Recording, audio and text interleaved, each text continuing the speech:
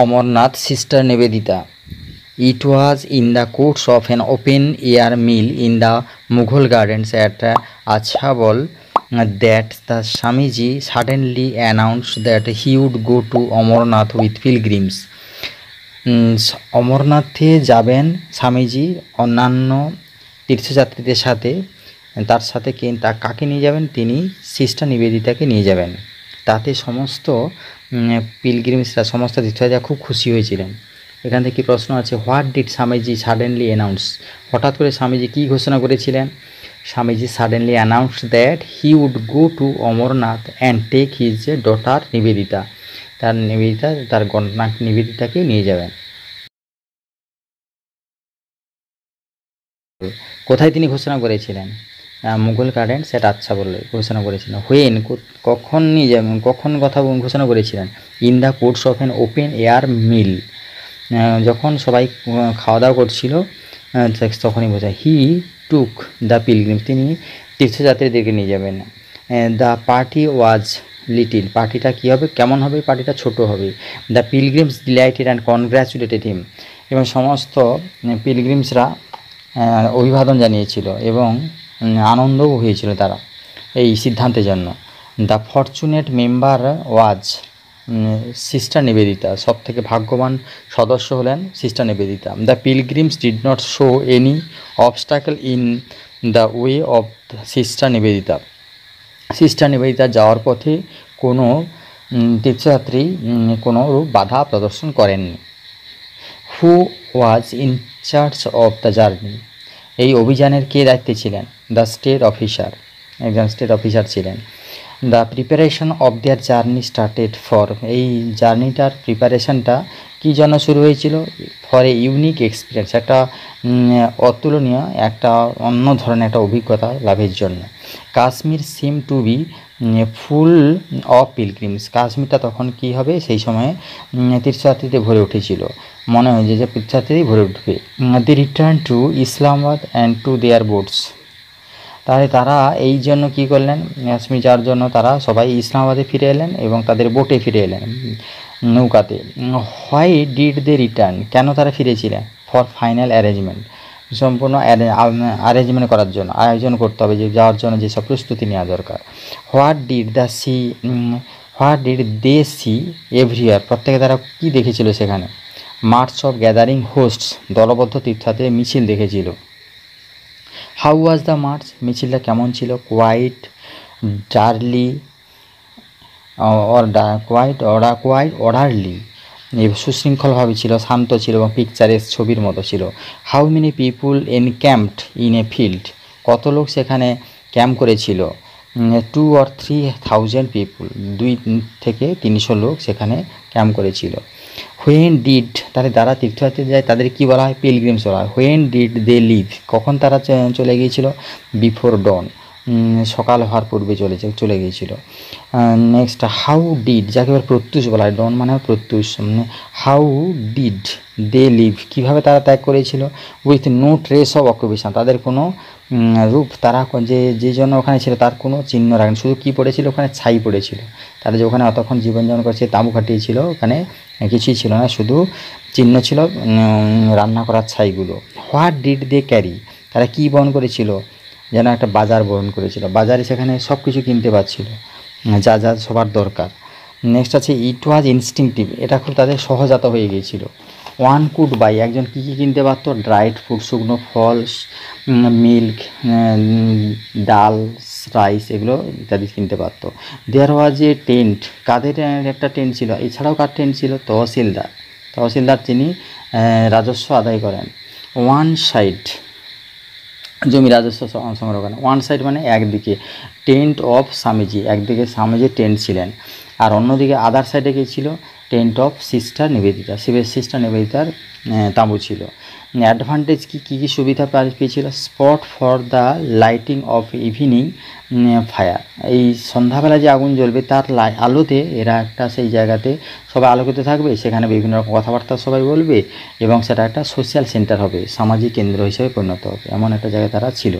Tent of monks হচ্ছে tent of monks, তাদের যে সমস্ত সন্ন্যাসী ছিল তাদের তাঁবুটাকে কী রঙের ছিল? গেরুয়া গেরুয়া রঙের। সাইজ কী ধরনের তারা তাঁবু খাটিয়েছিল, অনেকে তাঁবু ছিল আমব্রেল্লা টাইপের, ছাতার মতো। দ্য স্বামীজির ইনফ্লুয়েন্স, স্বামীজির প্রভাবটা কেমন ছিল, ম্যাগনেটিক, চুম্বকের মতো প্রভাব ছিল। স্বামীজির কাছে সবাই এসে বিভিন্ন রকম উপদেশ শুনছে, বিভিন্ন রকম কথাবার্তা বলছে, চুম্বকের মতো তিনি একটা যেন কেন্দ্রবিন্দু হয়েছিলেন।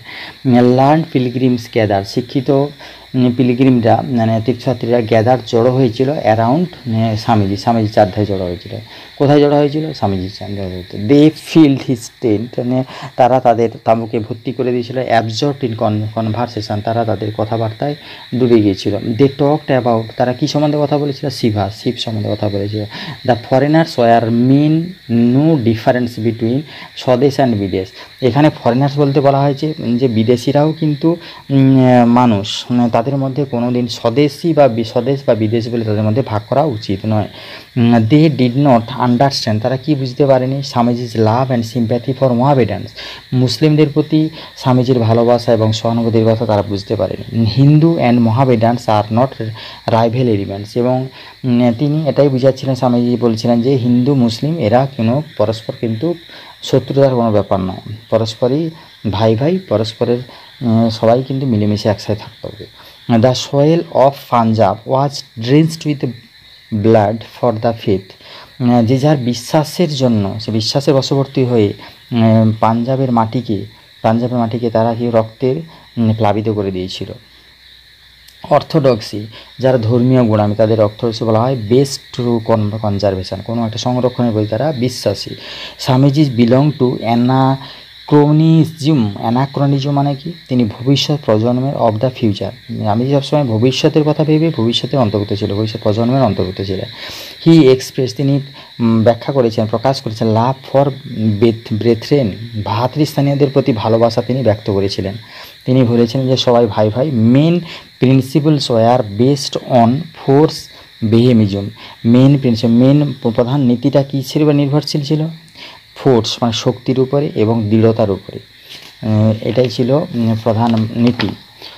The foreigners felt happiness, foreigners কী অনুভব করেছিল? প্রত্যেকটা বিদেশিরা সবাই সুখ অনুভব করেছিল। প্যারাডক্স মানে কি? কন্ট্রাডিকশন, বিপরীত, স্ববিরোধী ভাবকে বলা হচ্ছে paradox. The tahsildar officer servants were Muslims, মানে মুসলমান, তারা ছিল মুসলমান, তাদের মধ্যে একটা ধারণা ছিল।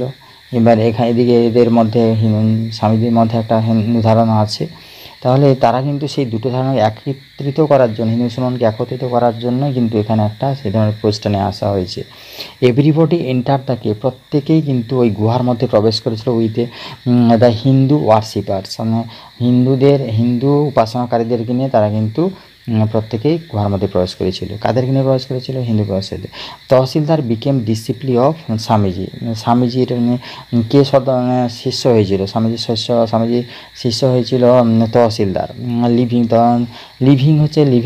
ইসলামাবাদ ত্যাগ করে দে ক্যাম্পড, তারা কোথায় পৌঁছেছিল? ক্যাম্পড অ্যাট পাওয়ান বলে একটা জায়গা, সেখানে তারা ক্যাম্প করেছিল। Pawan was famous for holy springs, Pawan হচ্ছে কী জন্য বিখ্যাত? পবিত্র ঝর্ণার জন্য বিখ্যাত। অ্যাট পহলগামে কি আছে? দেয়ার ওয়ার শেফার্স, সেখানে বিভিন্ন মেষপালক আছে। ইট ওয়াজ এ ভিলেজ অফ শেফার্স, এটা ছিল মেষপালকের গ্রাম পহলগামটা। টু কিপ একাদশীকে বজায় রাখার জন্য দ্য ক্যাম্প হল্টেড, ক্যাম্পটা সবাই কিন্তু বিশ্রাম নিল সেদিন। Which scene was like Switzerland and Norway এবং সুইজারল্যান্ড মতো কোন দৃশ্যটা দেখতে? পহলগামের মতো। আমরা পহলগামে গিয়েছিলাম, পহলগামে সত্যি দেখার মতো দৃশ্য, সুইজারল্যান্ড নরওয়ের মতো, ওখানে প্রাকৃতিক পরিবেশ। র্যাভাইন ফ্লাওয়ার আছে, স্যান্ডি আইল্যান্ডস আছে, মাউন্টেন স্ট্রিম আছে, পাইন ট্রিজ আছে, ব্রিজ আছে, ফার্ম হাউস আছে, ফ্লাউড ফিল্ডস আছে, হার্টস আছে, এত কিছু আছে। ইট ওয়াজ জেন্টলেস্ট অ্যান্ড লাভলিয়েস্ট প্লেস, এটা ছিল সবথেকে মধুরতম এবং সুন্দর জায়গা। পাইনউডটা এখানে রাস্তাটা কীভাবে আছে, তারা কোন কোন পথে গেছে? প্রথমে পড়েছে পাইনউড, তারপরে সেটা ক্রস করে স্নো লাইন গেছে, বরফের লাইন সেখানে ক্রস করেছে। বিসাইডে ফ্রোজেন রিভার, তারপরে একটা জমে যাওয়ার নদী পাশে পেয়েছে। তারপরে গোট তারপরে ছাগল যাওয়ার পথ পেয়েছে গর্জ, তারপরে শৈলশিরা পেয়েছে। এখানে আছে camp fire was made of Juniper, ক্যাম্পের যে আগুনটা সেটা জুনিপার দিয়ে তৈরি হয়েছিল। Next servants or worked many Miles to search for scanty fuel, সীমিত জ্বালানির জন্য প্রত্যেকটা সার্ভেন্টরা চাকররা সবাই কিন্তু বিভিন্ন জায়গায় হেঁটে গিয়েছিল। Where was the cave of Amarnath situated, অমরনাথের গুহাটা কোথায় অবস্থিত? At gorge.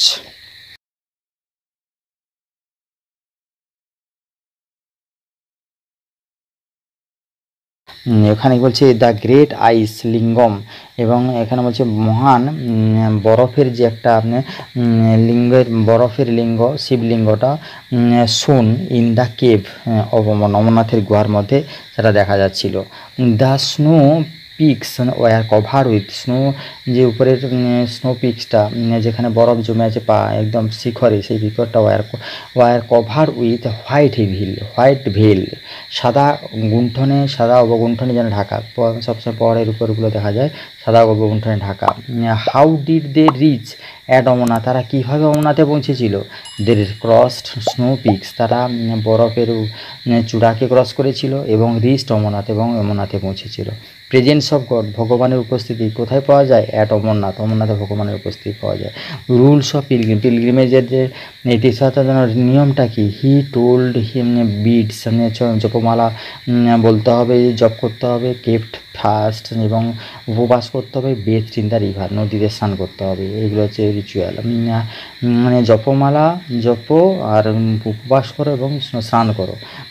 How did he feel when he enter the cave, তিনি কেভে যখন প্রবেশ করেছিলেন গুহাতে, তখন তিনি কী অনুভব করেছিলেন? He saw Shiva made visible before him, সে দেখেছিল, শিব দেখেছিল, তার সামনে যেন শিবের মূর্তি দেখা যাচ্ছে।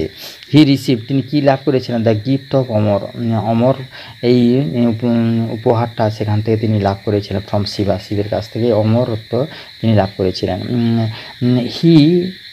হি নেল্ট 2-3 টাইমস, তিনি 2-3 বার সবার অলক্ষ্যে মাটিতে মাথা রেখে প্রণাম করেছিলেন।